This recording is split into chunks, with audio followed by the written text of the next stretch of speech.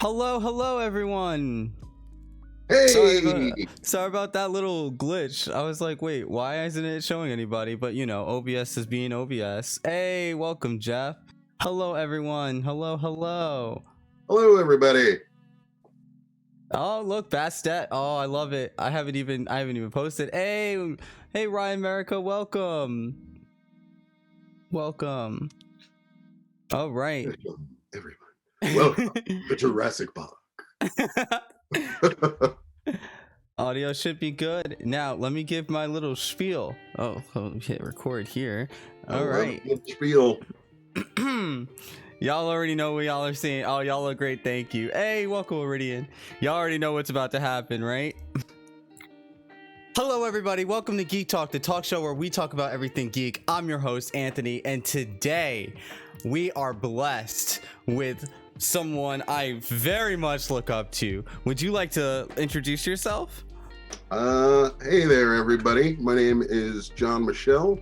I am the owner and founder, or co-owner and founder of Mega Brain Comics and Arcade in Rhinebeck, New York, which is located in the Hudson Valley. Yes. Now, why are y'all? I know y'all are saying, what? Like, who is this? Let me tell you. This is the only black comic book shop owner in the entire state of New York. Yup. Hi. I need everyone to show some love in the chat, y'all. I better see nothing but heart emojis. This is the team up I've been looking forward to seeing, right? This is the new Avengers. Yes, there we go. That's what I love to see. All those hearts. Oh, hearts for me? Yes. Awesome. Hearts right back to you guys. I love it. And don't forget, hey, welcome Phoenix Fukari. Oh, I love those hearts. Yes. Now, don't forget, y'all, every stream that we do for Black Brilliance Month, all you have to do is use the ! support command, and you can support our wonderful guests. Now, as y'all may or may not know, UzerFriendly is a part of Twitch's Black History Month 2021 team. What that means is we are celebrating Black brilliance. We are not sitting here talking about Black suffering. We're not crying. We're not going over slavery. We're trying to celebrate because Black is beautiful and Black is wonderful. We're great. And everyone else should know that we're great. Yes, I love that. Yes. Brilliance.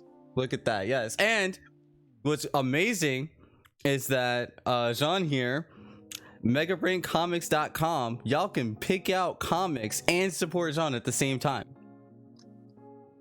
That's not the only thing they can do, actually. On our website, you can also support the Hero Initiative.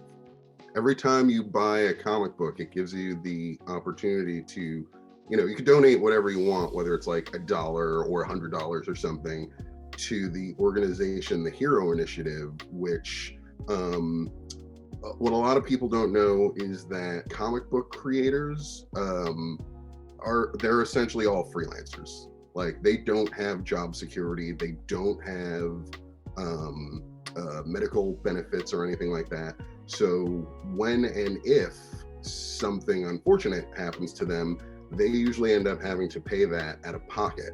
So their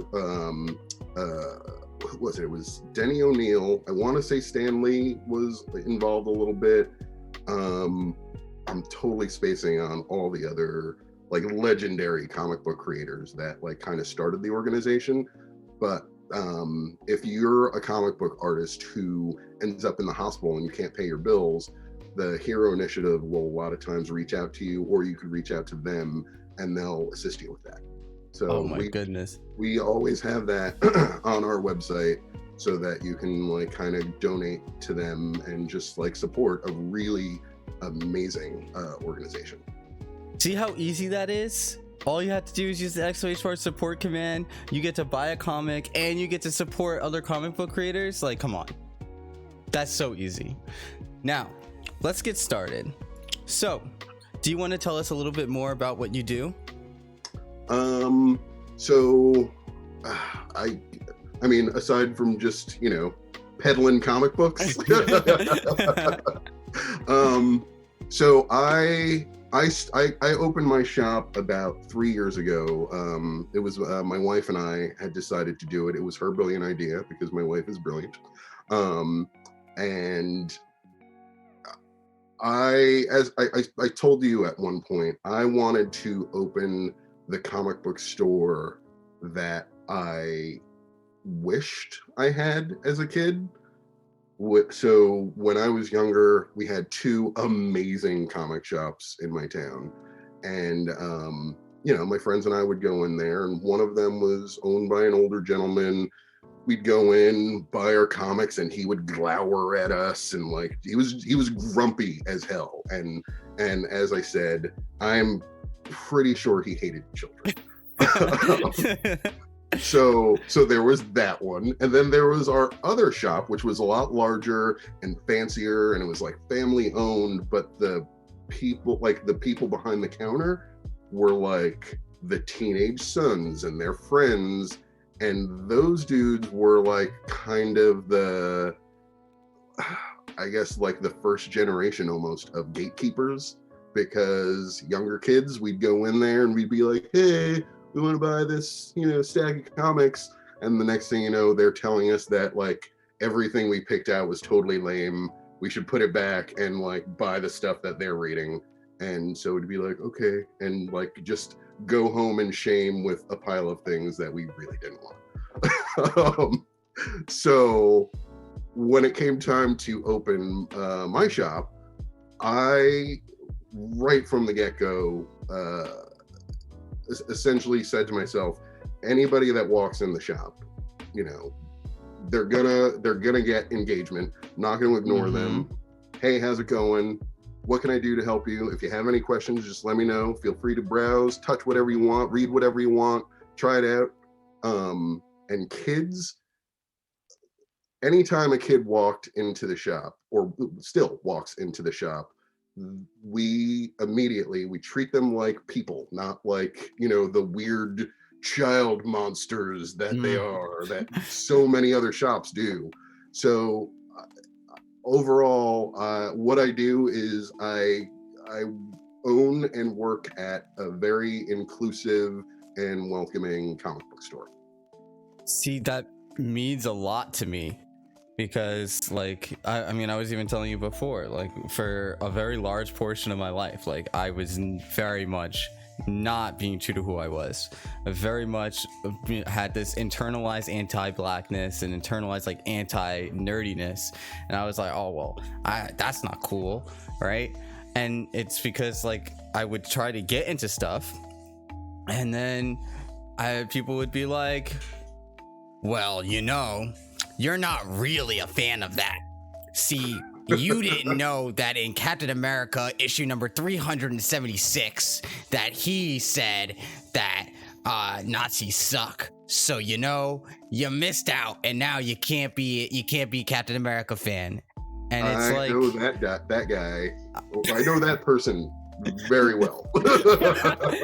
And you're like, well, that's not fair, because you don't know. You don't know if people are just getting into stuff, you're not supposed to gatekeep them and stop them from getting into it. You should be welcoming them in with open arms and saying, hey, you really like this, let me introduce you to this.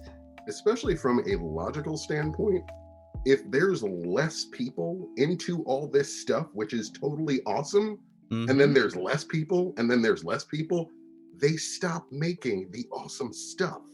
So there needs to be more people getting into it. So stop gatekeeping, people. Exactly.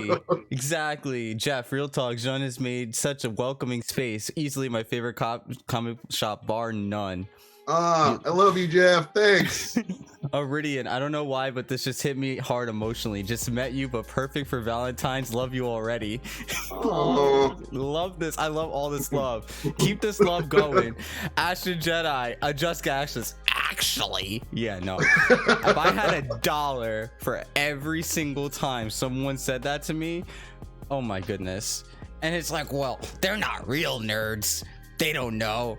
They don't understand. And I'm like, oh my best God. response to that, anytime somebody says, actually, blah, blah, blah, just go, actually, I don't really care. Facts right there. But yeah, it's like it's so upsetting that there's so many people out there that want to gatekeep these spaces. And like you said, I mean, like, logistically speaking, if you gatekeep and you stop more people from getting into these things, especially children, and that's the thing, like, I don't like saying it, but like, for the most part, all of this stuff is first and foremost made for children.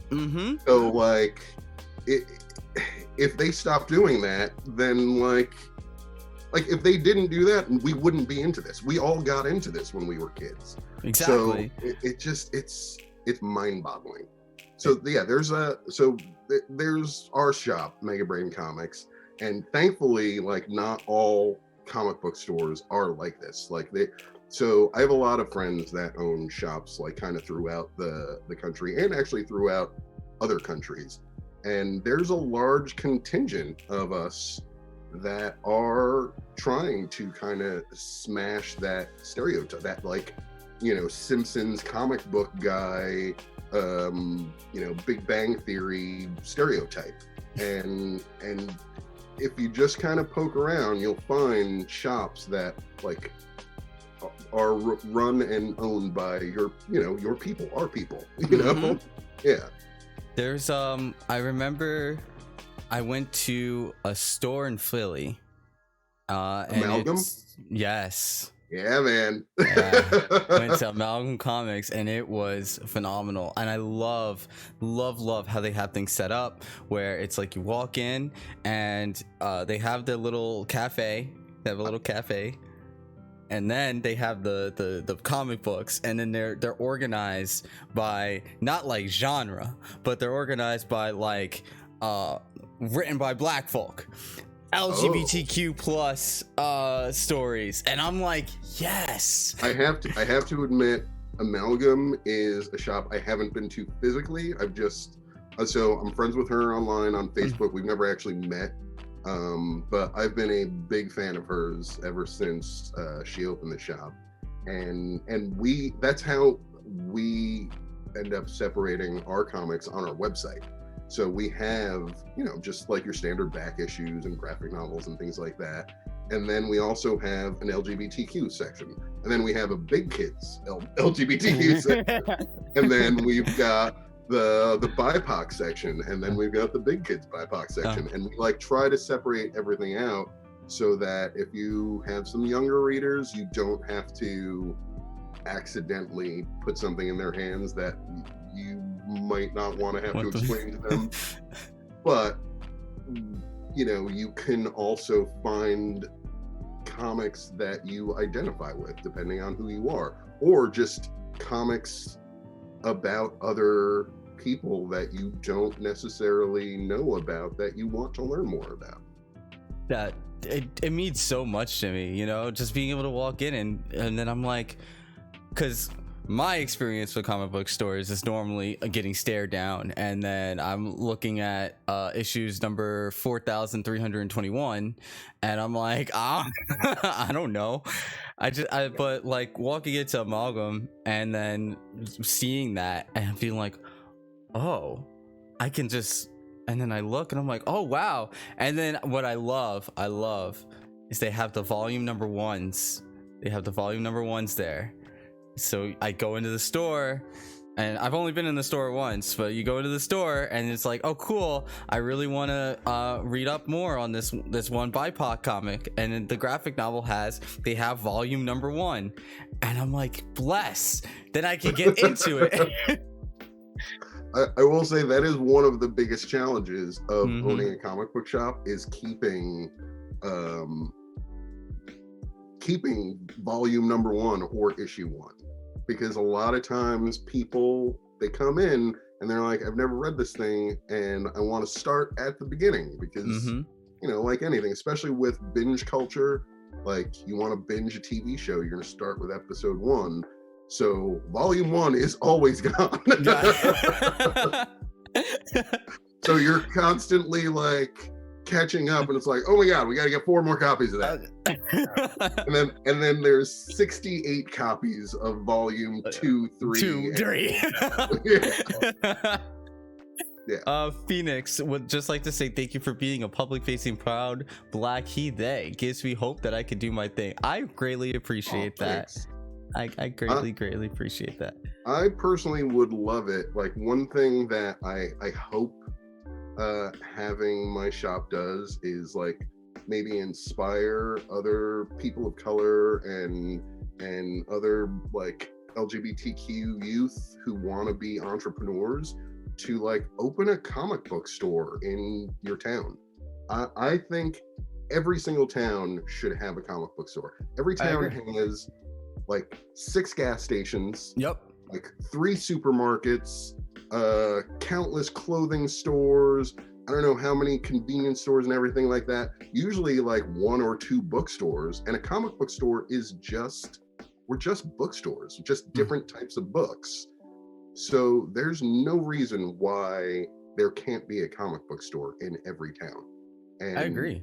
And there's also no reason why like more Black people and people of color and LGBTQ, you know, entrepreneurs can't be the ones opening them. You know, so so go do that, everybody. Let's do it together. Let's do it. So, why don't you tell us a little bit about how you got into opening up Mega Brain?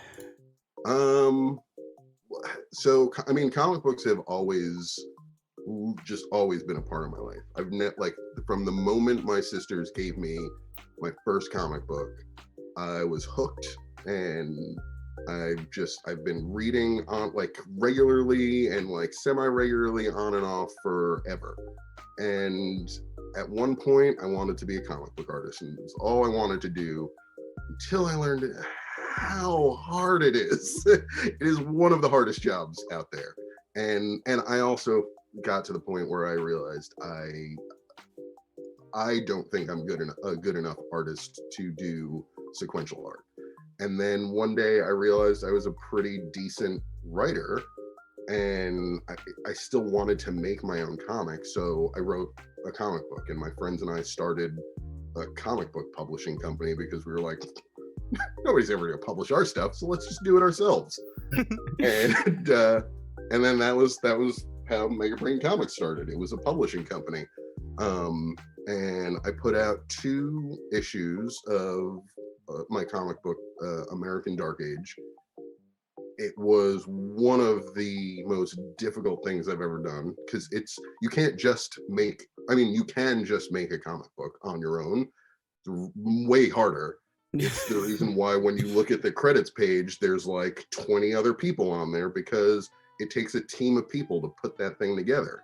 So my friends and I, we put out 2 issues, and then everybody just kind of scattered. Like, people got married, had kids, and you know, you got to pay the bills. So I put that to bed for a while.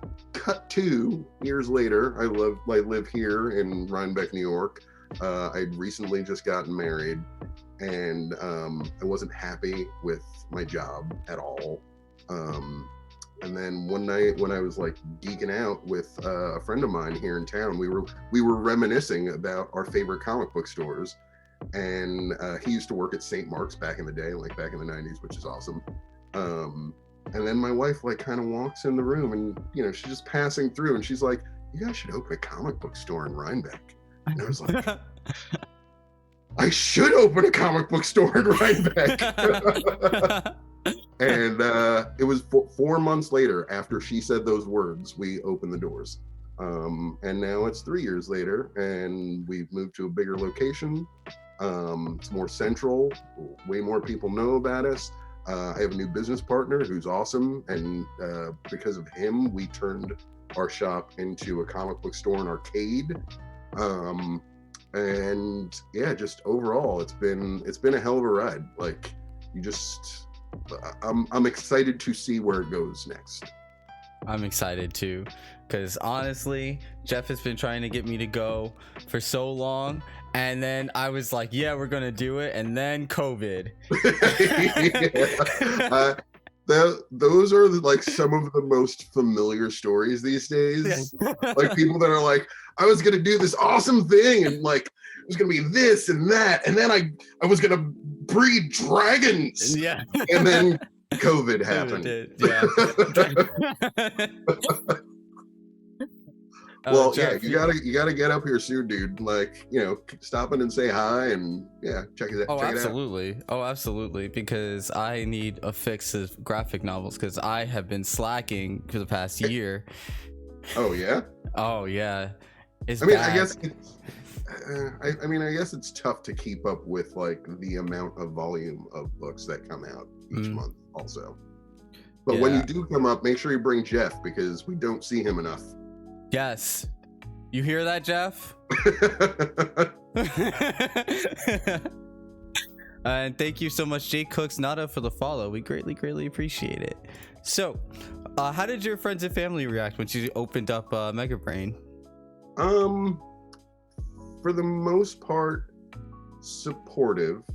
I thankfully have like an extremely supportive family, like from as long as I can remember, especially my mom. Anything that like we wanted to do or thought we could do, she was like, all right, that's cool. And she just let us do it, let us make our own mistakes and our own successes. But that's also not to say that people didn't kind of have that look in their eye, like that look in their eye, like, are you sure? Because if you tell most people, like, I'm gonna quit my really good paying job and I'm gonna open a comic book store, they're gonna look at you a little screwy. But I mean, that's pretty much with everything that you do, though. Like, nobody likes change, and anytime you tell people that you're going to do something that they don't quite understand, they're going to be like, are you sure you want to do that? Because I don't know how that would work. And it's like, okay, but I know how it'll work. So we had a lot of really great support, and even more so than that, we had like a ton of support from everybody here in town, like in the village of Rhinebeck, which was what I was really looking for, because a comic book store is essentially it's like a community space. It's a rec center. It's kind of a therapist office. It's an overall safe space for kids to come in and hang out, and so it was really important to me that like the families and everybody here in town kind of knew that we were there, and also like were into what we were trying to do. So that was really nice to like kind of see everybody in town like walk through our doors all the time. You love to hear it. And that, that is important. It's like, oh, Jeff, it's slightly longer walk, but still got to get the dirty bird from Buns after grabbing my comment. Yeah. Every now and again, I'm like, oh, if I could just open the door and grab, some food from Buns. So our original location used to be next to Buns Burgers and Fries in Rhinebeck, which is just sick, man. It's like anything that you eat from there, you're just like, oh, give me more. Milkshake's insane. And then there's their chicken sandwich, the Dirty Bird, which is like, I would dream about it. At like the first time I had it, I was like, all right, maybe would it be okay if I had a second one today? It's that good. And now we moved about a block away, which is not bad, but being able to just walk out your door and immediately walk into a burger shop is nice. Oh yeah, 1,000,000,000%. Yeah. Circling back to what you were saying before too, like it's important when you're doing these things that you do have that like support group in that environment that really uplifts you so that you can do those things and do those, like, because honestly these things feel like they're larger than life at times, and I'm sure that, because even just from my perspective, only being 25 and doing all this stuff, right, I can only imagine what's on your plate on any given day. It can be heavy a little bit because, you know, there's the having the business, there's the having 3 kids, and now with COVID, there's the, you know, one of the kids is a teenager in school, so having remote school and just, you know, it's life. So it's constantly piling stuff on top of you and testing you, and sometimes you just want to get back under the covers and go to sleep for like 3 days. Yeah. Oh goodness, my team will tell you there are days that I'm just like, yo, listen, I'm taking the day off. I will probably be asleep the entire day, but I will be working 18 hours the next day. So very nice. Sometimes you just gotta take some time for yourself. yes, it's important. And I was even telling you before, and I'll even tell chat, when we do Geek Talks, the number one rule that we have is that we make sure that everyone drinks water while we're Speaking of which, while we have the Geek Talks, is we need to make sure that we're taking care of ourselves. So stay hydrated. Truth throw. Yeah. Print. Yep. Exactly. Autumn. That's the truth. You know, I was yelling at you that time. Oh, bad legs. I'll talk to you tomorrow. Exactly. All the time. I shouldn't say all the time. It's not all the time, but I got my cup. Good, Bastet. I'm glad that chat's staying hydrated. Keep yourself hydrated. Love to hear it. So, at what point did you realize that doing all of this was so important to you? Oh, actually, I know exactly when it was. It was about two or 3 weeks after my son Diego was born, because I was living in Westchester with him and his mom, and what was I doing? I think I was like working a lot of like random jobs at that point. Like I was a stagehand, I was bartending, I was doing like weird random like freelance graphic design. And then there was one day where like I was just hanging out and taking care of him, and you know, I was thinking about like, oh, what's he gonna do when he gets older? And you know, the progression of your thoughts goes to, oh, he'll probably start by like doing whatever he sees his mother and I doing. And then I started thinking about that, and I'm like, what the hell do I do? I'm like, I don't do anything that like I want to do or that I enjoy doing.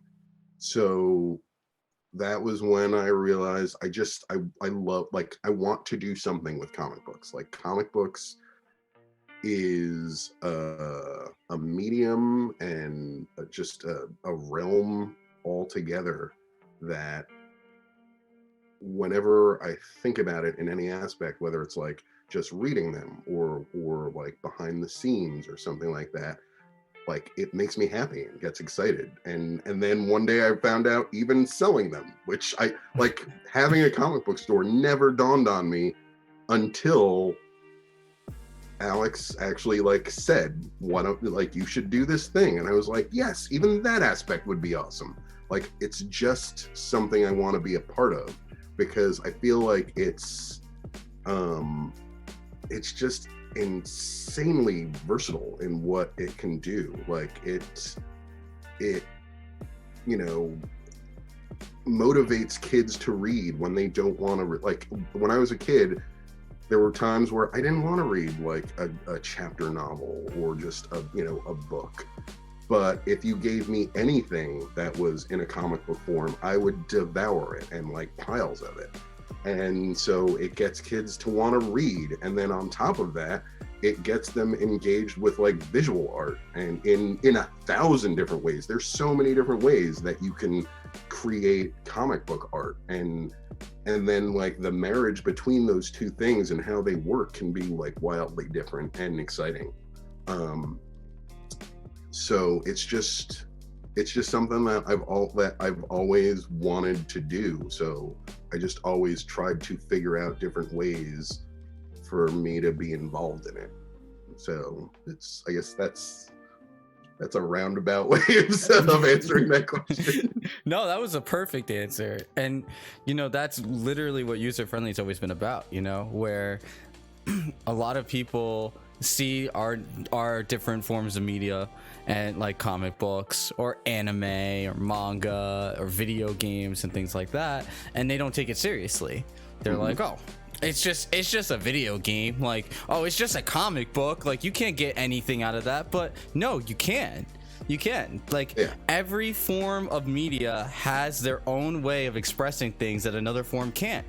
Yeah, I mean, at some point in history, the only way to entertain and tell people stories was by doing this, by talking to each other. And then one day, somebody was like, I'm gonna write some stuff down on this rock or this, piece of dead antelope skin or something like that. And people were probably like, gross. Like, why would you do that when I can tell us the story? It's so important for us to recognize how important these forms of media are, because they're so important. Like you said, where some days that you couldn't get through a chapter in a book, but you could just devour graphic novels. I get like that sometimes too. There are days now where I'm like, just reading a book just seems like a lot to me.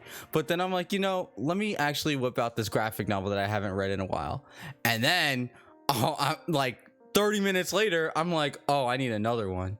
The only thing that my 14-year-old son asked for Christmas, he gave me a monster list of manga that he wanted. And I looked at it, and because usually before that, for years, he would give lists of like, there's this new crazy robot dog from Japan that came out, and it's only $400. and like seeing him give me a list of just like stuff he wants to read, I was like, gonna get you all of this. And I just, I got him other stuff too. Like I got him a new coat and stuff like that.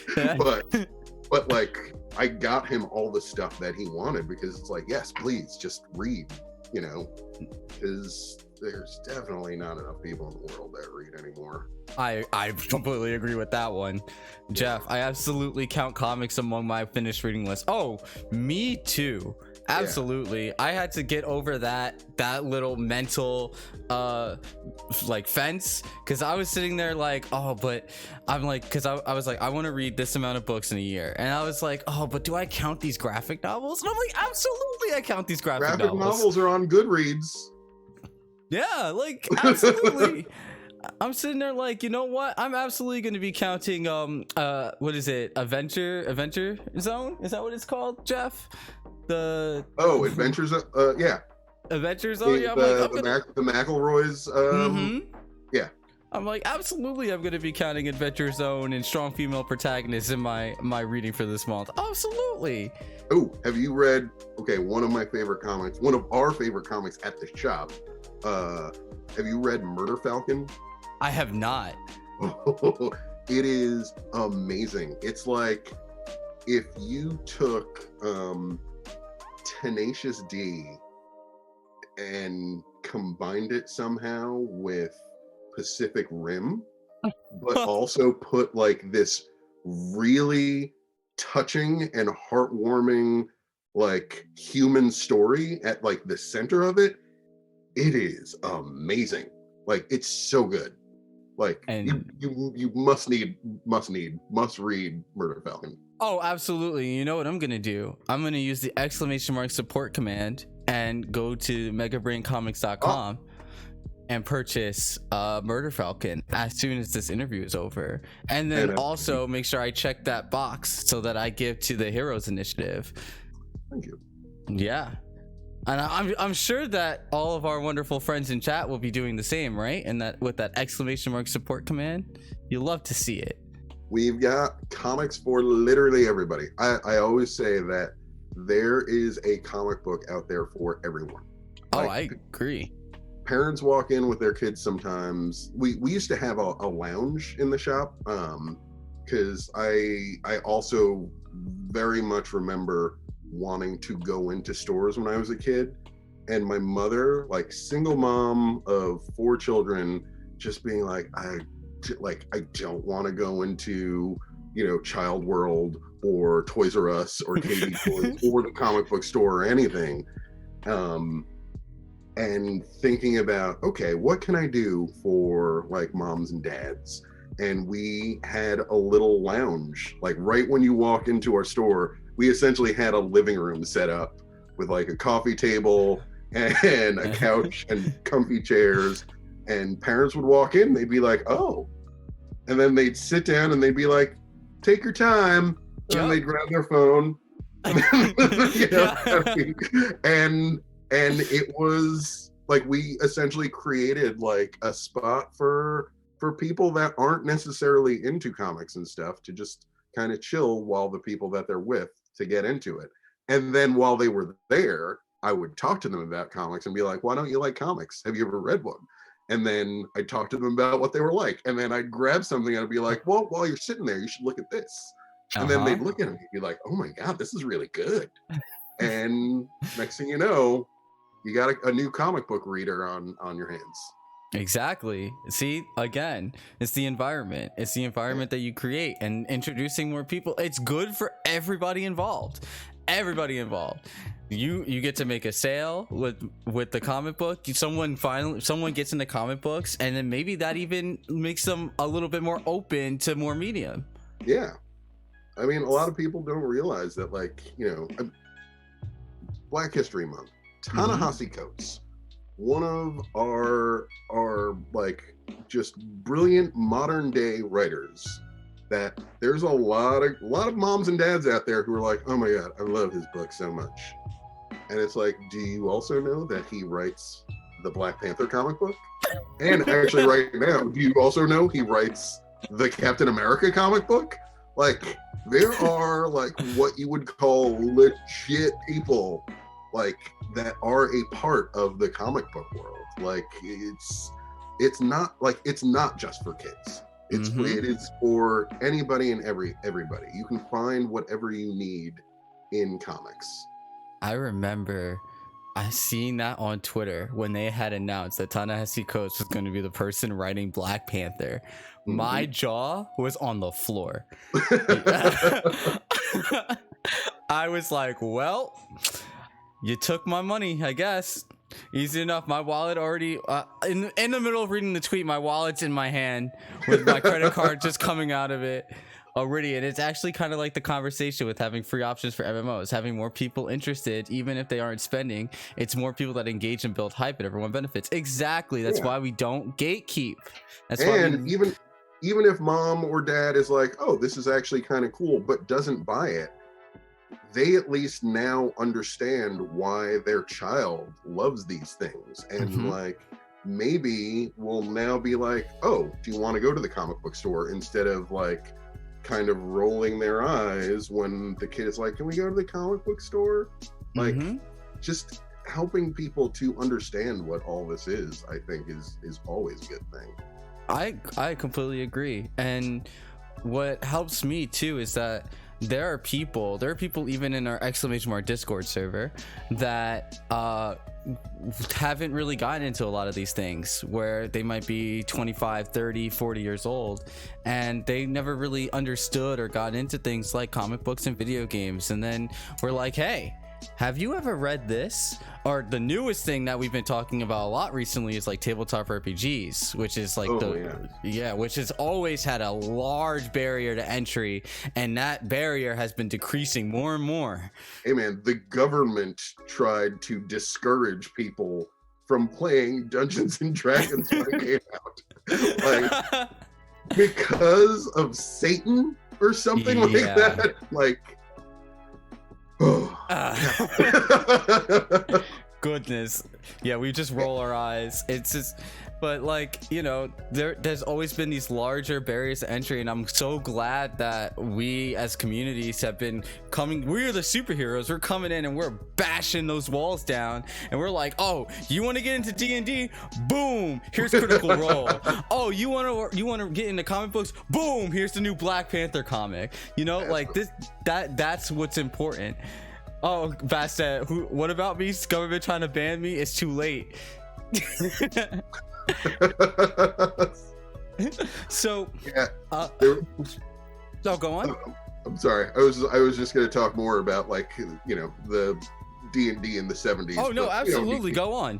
We don't need to dredge all that back up. D&D is awesome, and everybody should very much, you know, roll for initiative, people. Yes, yes. And there's a lot of new indie TTRPGs that have been popping up too. Oh yeah, and Blades in the Dark, which I haven't had a chance to play yet, but it's one of the systems that I've been wanting to, like, have the opportunity to play. But you know, business owner and dad doesn't get to play games very often. Exactly. So talk to us a little bit about the mistakes that you made along the way and how you learned from them. Oh, tons of mistakes. Okay, the mistakes that I made with the shop, first and foremost, like, I made the mistake very early on of, like, just ordering like tons of everything. Like, we weren't in the greatest location. We did not have a ton of customers, but I just kept thinking, I just need more stuff and more different stuff. And towards the end of our first year, like, I was actually we were going to have to close the shop because we weren't making money, and we were spending a ton of it in order to try to solve the problem of how do we make more money? Let's just throw more money at the problem. And I'll be the first to admit, I am not the most fiduciarily savvy person, or economically savvy person. I got to the point where we were just gonna close the shop, so I just kind of threw a Hail Mary pass and realized, instead of being ashamed about it, because I wasn't talking about it online at all, or to anybody that was walking into the store, and then finally I was like, I'm just gonna lean into this, and people would come in, they'd be like, hey, how's everything going? They'd be like, not so great, we're probably gonna close. Finally, one day I went online and I blasted it, and I said, hey, we're not doing good, we're gonna close soon. So if anybody's able to help us, if anybody wants to be like a partner in any of this to help us save this, then, you know, reach out to me.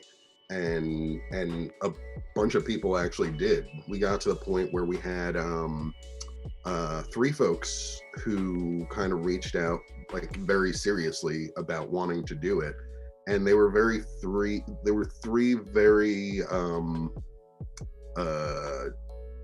very different possibilities. One of them was like the cousin of a guy, that one of the dads that we know here in town, who lived in the city. He had worked at Midtown before and was considering moving to upstate New York, and he was like, this would be the great opportunity to do that, and I'd love to be a partner, and, like, you know, this will be my in to the Hudson Valley. And I was like, cool. The other one of the other people that reached out was, I don't know if you guys know Kay Burchowski. She is the owner of Hudson Valley Comic Con, one of the coolest people that I've met in the last few years. And she reached out about it because she was like, you know, I've never necessarily wanted to be in the comic book business, but she was like, I love your store, and you know, we would, in that first year, support each other a lot. Like, I was always, like, you know, heralding Hudson Valley Comic Con. We sponsored them. had a booth and everything like that. And she's like, I would hate to see your store close. So if we're able to somehow be a part of it to help save it, then let's do that. And then the third person that reached out was a local dad who shopped at our store with his daughter, and he also shopped for himself. He and his business, his partner in a different business would come in and buy graphic novels for themselves, and I'd order stuff for them. And he was like, I do this other job that I don't necessarily want to do for the rest of my life, and I think that I would really like to give this a shot. Like I could see myself like owning a comic book shop for, as like my retirement or whatever. And so those were our three candidates, and we like sat down a bunch with them, talked about like what they would want to do and how it would work, and like what the partnership would look like. And in the end, Brian, the third guy, Brian Tam, he and I just kind of clicked. We're like around the same age, grew up listening to a lot of the same music. He's he's been a bass player in like, I don't even know how many Hudson Valley like metal, ska, punk bands like forever. He's in an awesome band now, Elf Front, like this garage punk band, which is awesome. And the more we like kind of talked about it, it was like, yeah, this could work, and like we could do this and we could do that. And he is a pinball and retro arcade enthusiast, and he tinkers with the machines. And at one point we were like, let's maybe put a machine or two in the back game room. And then as soon as we did that, we were like, maybe we should cut the bench in half so we could fit a few more. And then within the end of the month, the whole room had just turned into a tiny arcade. And we were like, oh, we're a comic book store and arcade now. like that's what's happening. And it worked out. Like we really kind of found the niche that we were looking for. And then the biggest aspect of that is that he is very good with money. He, in fact, like all this week, every time I'm like, we got to buy this, and summer's coming, and we have to get this awesome Power Rangers action figure set. And he's like, or we don't spend any money right now, and we wait until winter's over and business picks back up. And so he's constantly like kind of putting the brakes on me and keeping me from making a lot of those mistakes that I made early on when it was just me. And it's been exactly what Mega Brain needed to grow and thrive. So it's never be afraid to just reach out and say, hey, I'm having trouble and I need help with X or Y or Z, because sometimes you're too close to the problem and you can't figure it out. And then, and sometimes there's just, you don't have the resources to help your situation. So just always, if you need help, just ask. And, sometimes somebody or somebodies will walk out of the woodwork and help you. See, that's so important. That's so important. Hold on, before I get on to that, let me just read up on chat. Now I want a burger or chicken sandwich. Now you gotta go to Buns.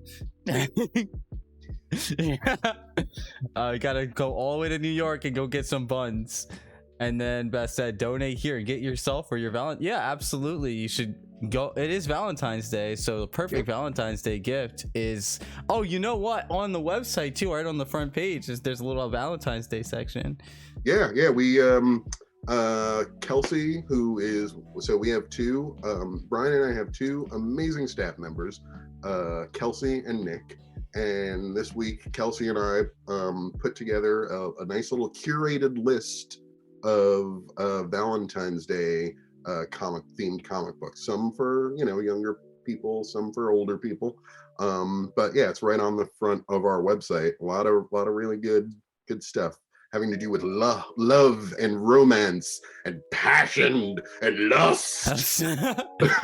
For our older folks, I highly recommend Sex Criminals. It's really, Oh really yeah, good. which I think we might be sold out of Sex Criminals. Oh yeah, Yeah. it's so good though. It is really, really good. If y'all ever are looking for something, for our older folks. Bad likes bass player, you say? Eyes emoji. Get married. Carm waggles eyebrows. You love to see it. But circling back on that, yeah, it's super important to definitely ask for help. Definitely. Yeah, you can't do everything on your own. You really can't. And the beauty is, here's a plug. The beauty is in our ! Discord that we have created an entire section in our Discord that is dedicated for people to get into content creation. So for people that want to do live streaming and create TikToks or create YouTube videos and all that stuff, you have a resource right there, and you can ask people any question and we'll be able to answer it for you. That is very cool. And we have people that are incredibly knowledgeable in a bunch of different areas. So I'm a marketing expert. So that's what I have my degree in is marketing and social media marketing. So you could always say, hey, Anthony, is this a pretty good call to action? And I'll say, no, it's not. Why are you sending people to the ASPCA when you sell shoes? Like, yeah. Jeff, that gives all y'all the reason to keep checking out the website or even stop in person for Mega Brain. Yeah, absolutely. Keep checking in to get Sex Criminals. It's really good. I was actually shocked at how much I enjoyed it. I at one point they were, well, actually I always forget about COVID, but at one point I remember they were in talks to turn it into like a streaming show for like either Amazon or Netflix or something like that. But I'm almost sure, as I was saying that, I'm like, COVID probably killed it. Probably. Yeah. Oh, look, Bad Likes, I'm a music and stream resource. Exactly. There's so many resources. Nice. So yeah, never be afraid to ask for help, because you always will have a support system. Yeah. Always. At the very least, you always have UzerFriendly as a support system. Voltron can't do anything without all 5 lions, you guys. You're right. There it is. 5. Carm, I will astro project myself from Texas to stop by the shop, or you can use the website. Boom, boom. All right. We also have a ton of back issues and like vintage comics on our website too, not just like graphic novels and stuff. Like we buy comic book collections from people, so we're constantly getting like new old stuff in. Yeah.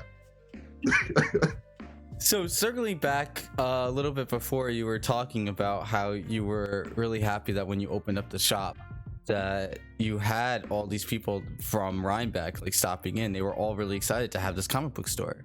Yeah. So and you had mentioned that it was like this community. So what I want to know is, what does community look like to you? Community to me is essentially,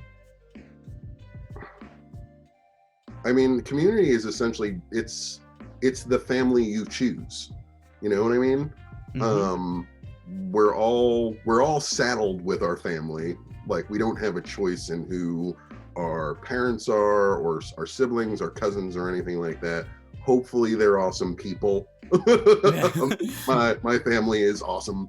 But on top of that, at some point you go off in the world, whether it's 5 miles down the road, or if it's to another country or to another state or something, and wherever you end up hanging your hat, like, is a community. Like, and it could be like as small as Rhinebeck, or it could be as big as New York City. And the community are the people you surround yourself with, that you can count on emotionally and physically, the people that you want to help go further and who hopefully will also want to help you go further. And you support each other and make sure that you can all thrive and grow, and I guess that's what it comes down to, is community is like the family that you choose that is working for the future community, because everything that we do is hopefully for, you know, when we're gone, our kids and their kids and stuff like that. And, you know, for the short time that we're here, we might as well like make the place a little bit cooler if we can. So that's, you know, that's what we're trying to do. Exactly. I agree with that. And it is about, you know, having that support group and pushing yourselves to be better. So my community, my wonderful community with all my wonderful friends here in chat, where we're all pushing ourselves to be better and to do better and to learn more, you know. Yeah. There's always something new to learn, you know. And as time goes on, we learn more and more about certain things that we might not have had the knowledge of before. And then it's important to consistently push each other to be better. I agree with that 100%. Jeff says, where is it? Just don't bother Sean about the Negan comic. What's that story? So one of the people in our community who is just awesome as hell is Jeffrey Dean Morgan, who I first was introduced to him as Sam and Dean's dad on Supernatural, but you know, he was in The Losers and as my wife and a couple of her friends, he was Denny on Grey's Anatomy, which that show I missed. But everybody now knows him as Negan on The Walking Dead, who's totally badass. And he lives here in town, and he and his family you know, shop in our store, and they like love our shop and have always, you know, supported us. His wife Hillary is actually now Lucille, Negan's wife on The Walking Dead, and their two kids. They're like a wonderful, beautiful family. And back at the beginning of so far away, back at the beginning of COVID, Robert Kirkman, the creator of The Walking Dead and the creator of my favorite superhero comic book of all time. I think it's the greatest superhero comic book ever written, Invincible. Yes, so good. Yeah, which March 6th is the premiere of the Invincible animated show. I think on Amazon, right? On Amazon, yeah. So Robert Kirkman wanted to do something to help comic book shops when COVID started, because like we've all been struggling through this, because the life's blood of a comic book shop is having people come in and engage with each other, which is not good to do during a pandemic. So he decided that he was going to create this one-shot comic about Negan. Negan Lives #1, and 100% of the profit would go to comic book shops. He did this whole thing where if you ordered 10 copies of the last issue of The Walking Dead, your shop automatically gets 10 free copies of Negan Lives. And then you can order more after that. But you know, and then he sent a bunch of like free variants, like gold and silver variants and all this stuff. There is an elusive red foil variant, which only the employees, I think, of Skybound each got one of those, and like very hard to get. So he did this thing, which was awesome, and we were all very, you know, appreciative of it. And one night my phone just starts blowing up on Twitter, And I'm like, what is going on? And it turned out that Hillary Burton Morgan, Jeff's wife, her birthday was July 1st. And she was like, hey, everybody, for my birthday, I would love it if any of my fans out there would pre-order this comic book from my family's favorite comic book store right here in my town, Rhinebeck. It would be a great thing for great birthday gift for me and for them to help them out during this hard time.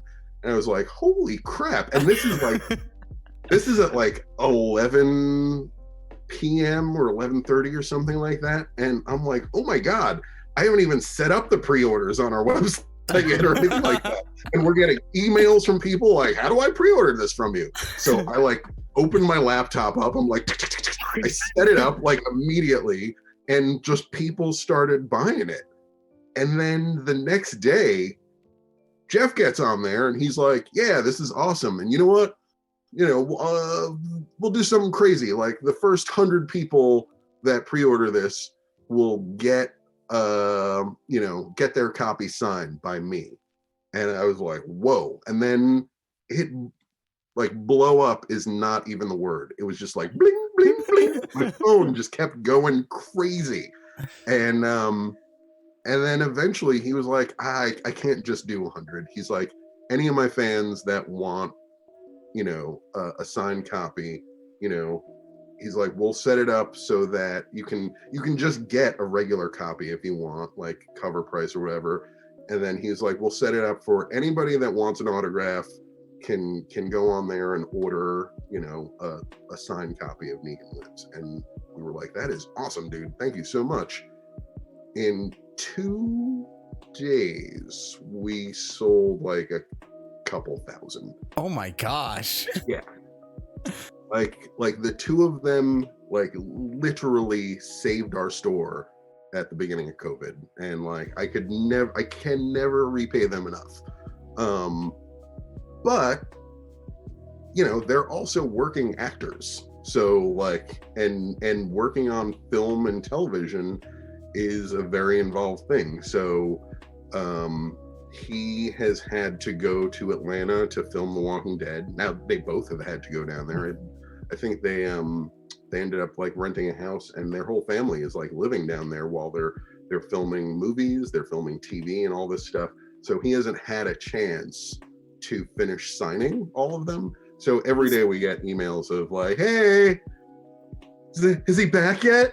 And it's like, God. No, not yet. Like, we promise as soon as he gets home, he said he's gonna like finish signing all this stuff for you. So it's the running joke that sometimes people will walk in the shop and they'll be like, hey, you got any of them Negan Lives comics? I love that story. Oh my goodness, I didn't even know that. Yeah, he's like, they are awesome. Like, it was I want to say the very first week that we were open, when we were next to Buns, we were also directly in front of our favorite sushi place here in Rhinebeck, Osaka. What's up, Jazz?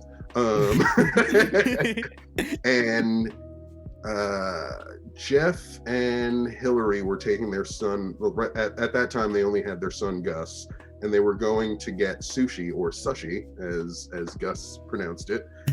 And they saw our store, and they were like, "Hey, let's go in there and like check this out." And they walked in. They introduced themselves. I was like, "I know who you guys are. It's good to meet you." And they took a picture in front of our like photo backdrop, and like, and like from that day on, they would come in and visit, and Gus would pick up his comics, and we'd like, shoot the breeze a little bit, and they've become really good like friends and like amazing supporters of our business. So thank you, Jeff, and thank you, Hillary, and thanks, Gus and George, little George, their daughter. So when am I getting one of those Negan comics? I'm just joking. Hey man, when he's done, I'm sure we will have like a few. We'll have a couple. There's been some people that are like, I didn't get a chance to order it. Will you have any more? And we're like, just wait. We'll work something out. Yeah, once he gets home, nudge, nudge. Yeah. But yeah, so there was that. And then and he or they own one of our favorite small businesses here in town, Samuel's Sweet Shop, which is like the candy store, which also has one of my favorite cups of coffee. And they're like kind of diagonal from us now that we moved. We're on the same street, which is cool. Oh, and Ant-Man, Paul Rudd is their business partner in that shop also. Who is also awesome. You hear that, Bastet? He's come in a few times. He actually just came in like just before winter. He like popped his head in to say hi, and then Brian was like, "Ooh, dude, we've got this poster that we've been like, there's like this awesome Ant-Man poster, like the Astonishing Ant-Man." We were like, "Can you sign this one for us?" He's like, "Yeah, totally." We signed it, so we, put that up in the arcade, which is cool. And just all around very good people, amazing, just an amazing community of people here in Rhinebeck. Gotta love it. Also, that brings me to my next point. Make sure y'all are all supporting local. Yeah, man. Shop Support local. Shop local. It makes a large difference. Yeah. I have always said there is nothing, there's literally nothing that we sell that you can't get online somewhere, like somewhere else. But the reason that I opened my shop is because I don't want to just go to Amazon to buy, the latest Captain America comic book. I want to go to a shop and I want to talk about the new Captain America comic book with whoever's behind the counter, or I want to find out what that person's reading because maybe I don't know about it. And just as a nerd, like one of the greatest things about being a nerd is sharing the stuff that you're passionate about with other nerds, and that you can't get online somewhere, so that's why shopping local is always the way to go. Yes, absolutely. And yeah, Jeff, it turns out Amazon doesn't need your bucks. You're right, they don't. Also, Amazon has been not the greatest within the past for me in the past few months. Everything I've gotten has been like broken, or late, very late. Jeff Bezos. Yes. And if you wanna say screw you, Jeff Bezos, you can, if you have Amazon Prime and you have Amazon Prime connected to Twitch, you can actually use your Prime gaming sub on UzerFriendly's channel, and then that takes money out of Jeff Bezos's pocket to pay for UzerFriendly. It's pretty great. What? Yeah, that is right? awesome. Yeah, so Jeff Bezos literally has to give us $5 for you Pick already that man's having pocket. Yeah, like just for having Amazon Prime. And you can say yes, F Jeff Bezos. All you have to do is use your Prime gaming sub. And that reminds me, thank you so much Ash Kitsune Trickster for the sub. We greatly appreciate it. So pedaling forward a little bit, I definitely wanted to know what you want the future of Black History Month to be. I actually want, funny you should word it like that, I want the history of the future of Black History Month to be Black Future Month. So for Mega Brain and on my personal pages all month, I've been posting about just Black men and women who maybe people don't know about. I feel like one of the many things that it bothers me about Black History Month, aside from the fact that they made it the shortest, coldest, bleakest month of the year, is that whenever people are talking about Black History Month or posting about it, it's George Washington Carver, Martin Luther King, Malcolm X, all wonderful people. But there are legit awesome Black folks doing legit awesome things like right now for the future, and doing things that will very much impact everybody's future. Like do people know that like one of our astronauts is like an awesome black woman? Or like the thing that was so cool was during the inauguration, dude, Amanda Gorman, what? Yeah, that Awesome. was powerful. Yeah, and Kamala Harris, like there's, it's not that we shouldn't be thinking about or teaching people about Black history. It's that we should be teaching people that there is more to Black history than the plight that happened, or like so many things that did happen but so long ago that they don't have any real connection to like people now, like emotional connection to people now, you know what I mean? Mm-hmm. So like on Mega Brain's site, I am every day posting about comic book creators, writers and artists, Black writers and artists like today that are working today and doing awesome things. And I want Black History Month to just do more of that, like just, you know, show more black excellence, as it would be. I agree. Yeah, we have to celebrate Black excellence, and maybe change the month from February to like August. I don't know. Yeah, 28 days July. It's something. Yeah. 28 days ain't enough. And yeah, I completely agree.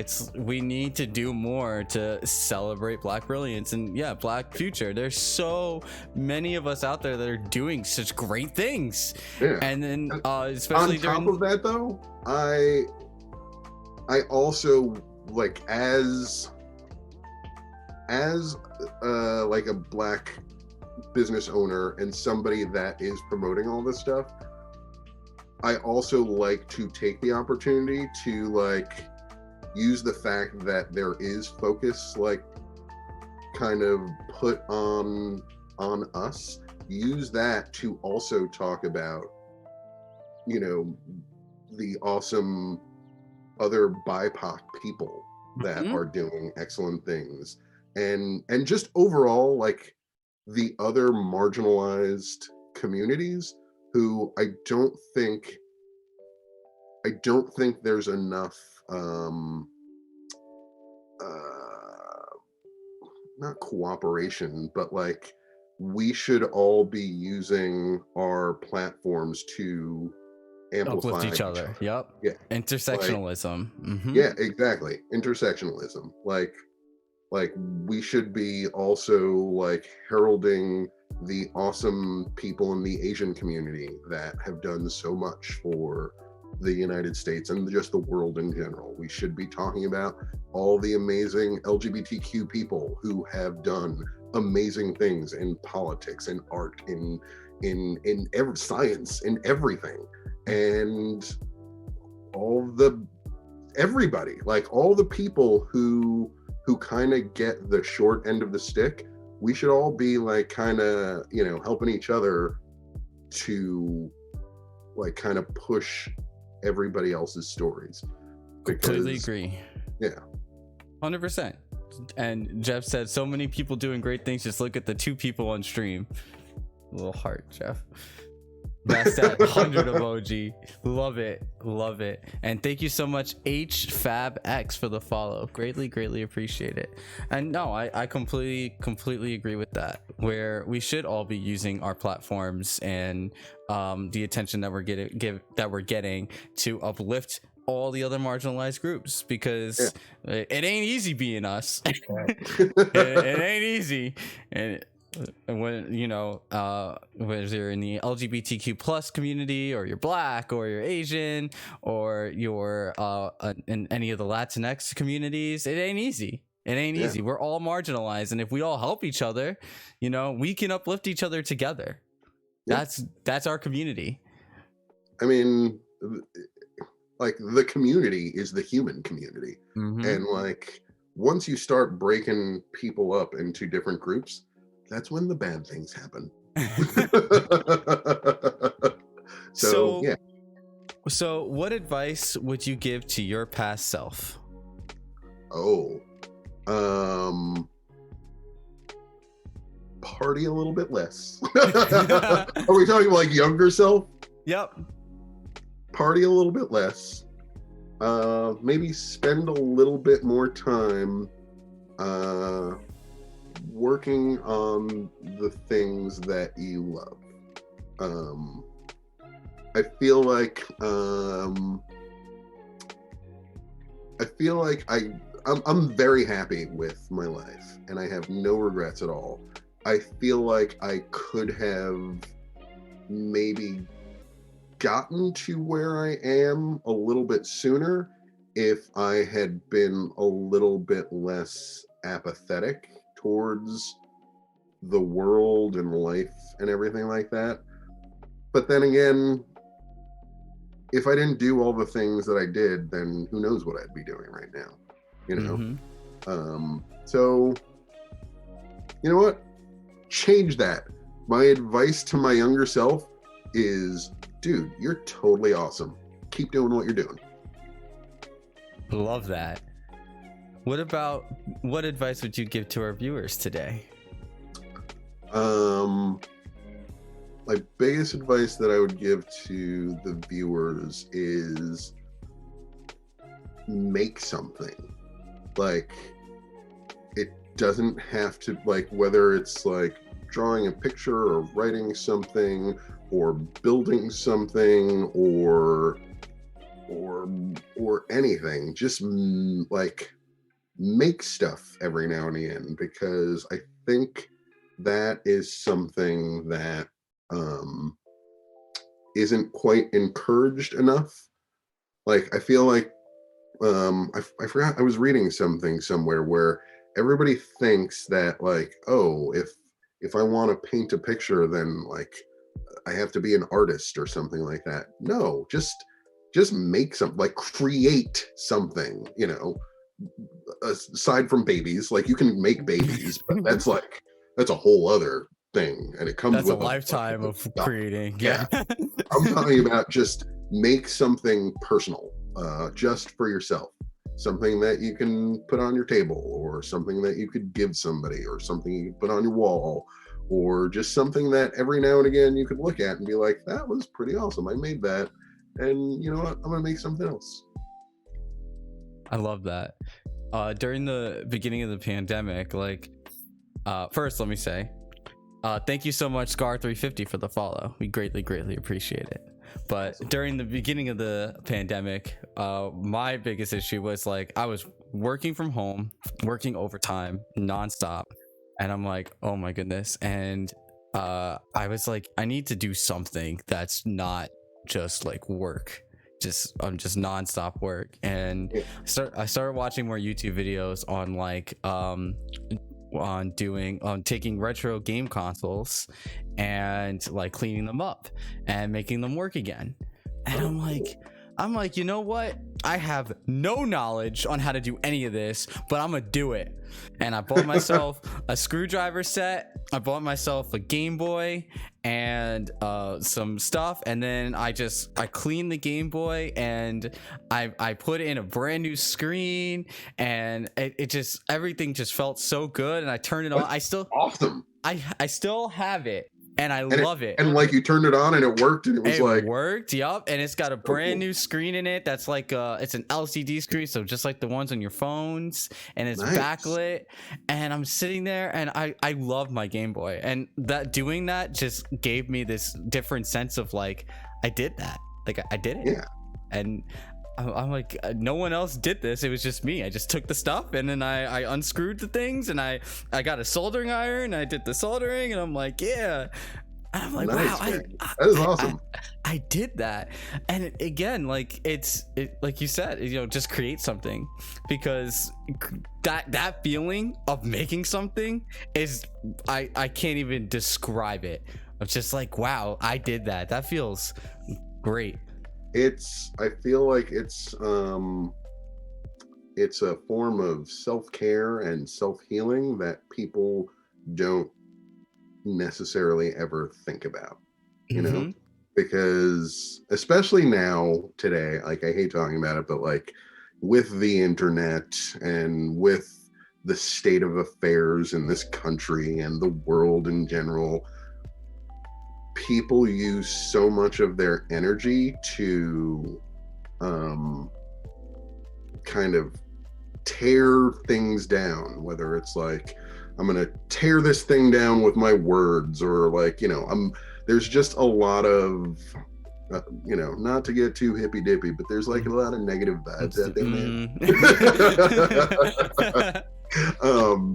So every now and again, just like cutting yourself off from the world, like even just mentally, like going into like a quiet room in your house and just making something, even if it's, making food, like maybe you don't usually cook or something like that, or you do, but you usually just cook something out of a box or something like that. Like, go on YouTube or go on Twitch and find somebody that can teach you how to make something that you've always wanted to make. Go to the supermarket, get the stuff, and like make that shit and eat it. Oh, sorry. No, you're good.